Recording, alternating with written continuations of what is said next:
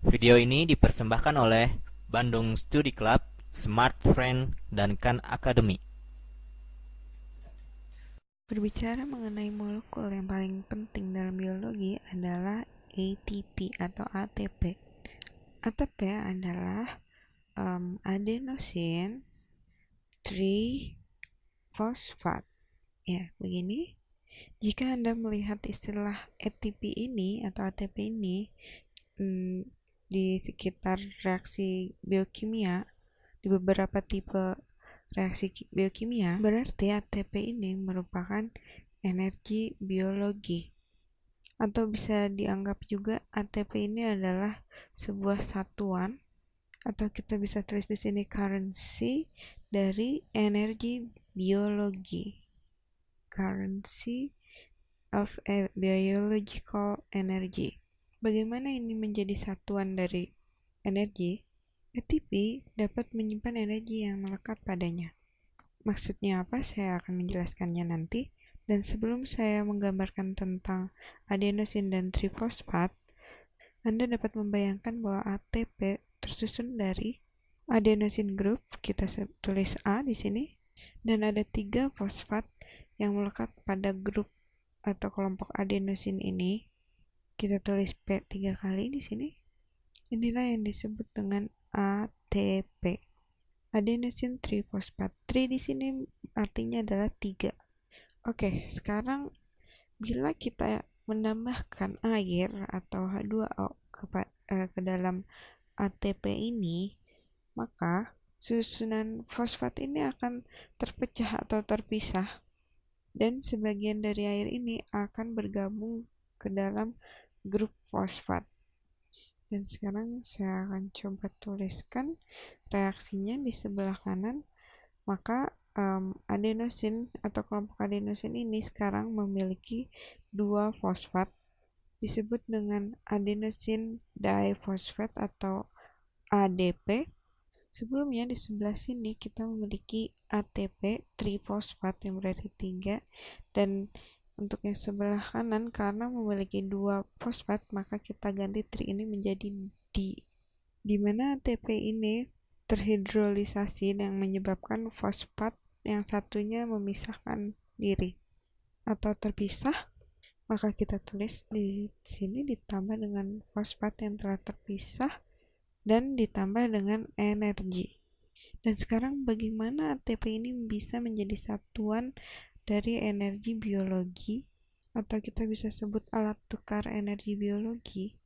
Dan jika Anda memiliki ATP dan Anda melakukan reaksi kimia, fosfat yang di sebelah sini secara umum akan menjadi energi, dan energi ini dapat digunakan untuk panas, atau Anda bisa gabung reaksi lainnya yang mengandung energi. Kemudian kita akan coba balik reaksinya apabila energi kita punya di sini adenosin trifosfat, energi ini ditambah dengan ADP atau adenosine diphosphate, ini akan menjadi ATP atau adenosine triphosphate. Jadi sisi yang sebelah sini adalah stored energy atau energi yang ditampung, dan sisi yang kanan sebelah sini adalah use energy atau energi yang digunakan. Inilah hal-hal yang perlu Anda ketahui dalam pembentukan ATP dalam sistem biologi. Dan jika Anda memiliki ATP, maka Anda memiliki energi. Dan ketika Anda melepaskan fosfat dari ATP itu, maka dia akan melepaskan energinya. Dan jika Anda mempunyai ADP dan ingin fosfat kembali, maka Anda akan memiliki ATP. Dan Anda harus menarik energi kembali. Sekarang mungkin Anda perlu untuk melihat molekulnya seperti apa. Saya telah mengcopy gambar ini dari Wikipedia. Oke, akan saya ulang kembali. Jadi, jika Anda memiliki ATP, maka dia akan melepaskan satu fosfatnya menjadi energi. Dan sebaliknya, jika Anda memiliki ADP, Anda memerlukan energi kembali untuk menjadikan itu ATP.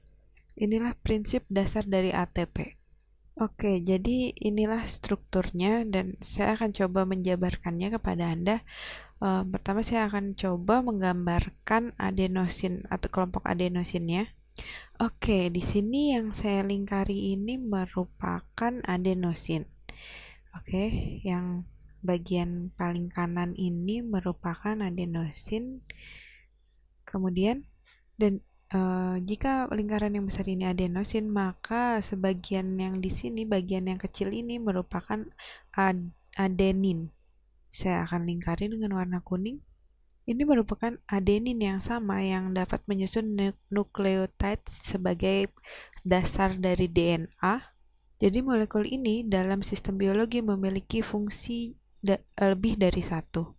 Ini adalah hal yang menarik, di mana ada hal yang sama yang dapat membuat DNA juga menjadi bagian dari satuan molekul energi.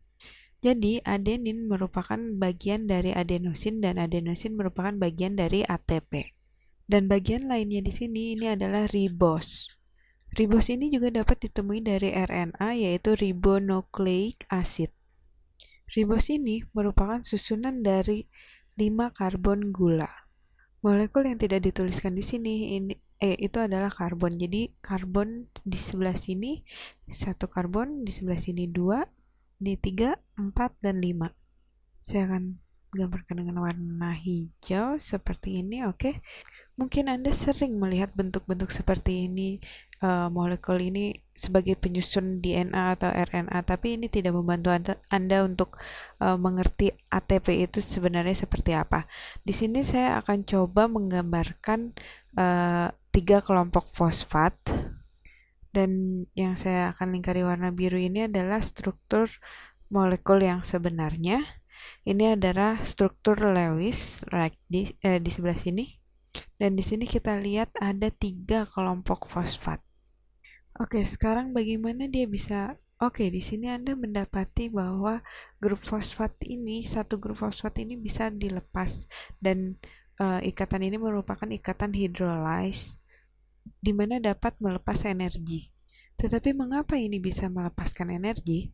Jika mengingat bahwa semua ikatan adalah pertukaran elektron atau pembagian elektron dengan atom yang berbeda, hal yang masuk akal di sini adalah pada ikatan ini. Ikatan ini tepat di depan ikatan ini elektron dibagi.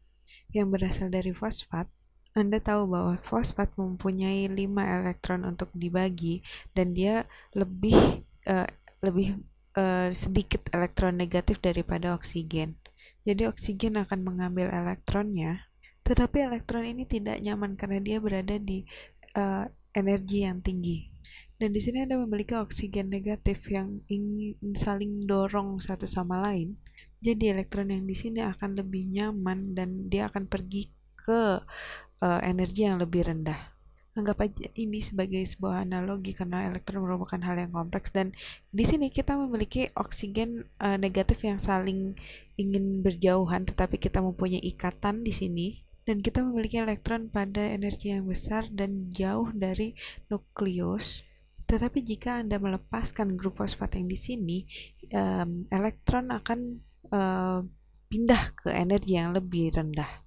Dan inilah yang menghasilkan energi. Dan energi yang sebelah sini selalu dihasilkan oleh elektron yang pergi ke energi yang lebih rendah. Kita tulis electrons going to a lower energy state.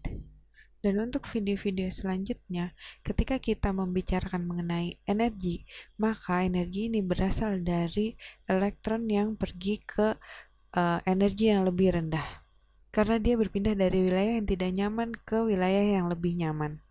Dan selama prosesnya ini menghasilkan energi. Diibaratkan jika saya melompat dari pesawat terbang, maka energi potensialnya akan lebih besar dibandingkan saya hanya berada di dalam pesawat terbang. Oke, mungkin analogi saya agak membingungkan Anda, tapi saya akan coba pada sesi terakhir ini menjelaskan mengapa reaksi ini bisa terjadi. Oke, mungkin Anda memang sudah mengetahui ATP ini dari sisi biologinya, tetapi bagaimana dengan reaksinya? Saya ingin menjelaskan kepada Anda bagaimana ini bisa menjadi ADP. Sekarang saya akan coba copy bagian sini, Saya akan coba pisahkan grup fosfat ini dan mengkopinya ke sebelah sini. Kemudian Anda sekarang berarti memiliki ADP yang tertinggal, maka saya akan kopikan juga ADP-nya seperti ini. Kita nggak perlu mengopi semua adenosinnya karena kita tahu bahwa sebelah sini adalah adenosin. Kita kopikan lagi ke bawah sini. Jadi sekarang kita bisa bilang bahwa ini terhidrolisis atau terpotong dan menghasilkan energi. Yang saya ingin lakukan adalah menunjukkan bagaimana mekanismenya. Oke, sebenarnya reaksi ini terjadi karena adanya air di sini. Jadi saya akan coba menggambarkan molekul air di sini. Jadi saya punya oksigen dan kemudian hidrogen dan hidrogen lainnya di sini. Oke, bagian yang di sini menginginkan bagian elektron dari yang lainnya. Jadi mungkin saja hidrogen dari air di sini pindah ke bawah dan membagi elektronnya. Dan untuk fosfor di sini dia memiliki elektron lebih. Ingat bahwa fosfor di sini memiliki 5 elektron valensi dan dia sudah memberikan 4 elektronnya pada oksigen ini. Dan molekul yang tersisa dari air ini yaitu OH mungkin bisa berbagi elektron yang berlebih dari fosfor. Maka saya akan pindahkan OH-nya, saya tulis OH-nya di sini dan inilah reaksinya. Reaksi ini bisa saja terbalik, bisa saja bagian dari ADP ini mengambil OH-nya dan atau bagian fosfor ini mengambil H-nya. Itu tergantung dari reaksinya. Dan satu lagi hal yang saya ingin tekankan di sini, saya akan coba lihat dulu. Mungkin saya lihat dari yang bawah. Di sini elektron ini sekarang lebih senang dibandingkan sebelumnya karena dia berada di area yang energinya lebih rendah dan juga karena dia tidak tergangkan karena O dan P yang saling bertolakan karena adanya oksigen negatif di antaranya. Dan di bagian yang sebelah sini dia memiliki struktur resonansi yang lebih banyak, yang artinya bahwa elektron di sini dia bisa berpindah dari atom yang berbeda dan inilah yang membuat dia menjadi stabil. Jika Anda bayangkan oksigen di sini memiliki elektron lebih, jadi elektron di O ini bisa pindah ke sini dan membentuk ikatan ganda pada fosfor dan kemudian elektron di sini bisa lompat kembali kepada oksigen ini. Dan ini juga dapat terjadi pada sisi yang sebelah sini dan sisi yang sebelah sini. Dan ini merupakan alasan mengapa dia lebih stabil. Dan yang paling terpenting yang perlu Anda ingat tentang ATP ini adalah ketika Anda membelah kelompok fosfat, ini akan menghasilkan energi. Dan energi inilah yang dapat mengatur fungsi dari biologi, seperti pertumbuhan, pergerakan otot, kontraksi otot, atau electrical impulse pada syaraf dan otak. Dan ini merupakan satuan energi utama pada sistem biologi. Dan inilah hal yang penting yang perlu Anda ingat dalam ATP. Video ini dipersembahkan oleh Bandung Study Club, Smart Friend, dan Khan Academy.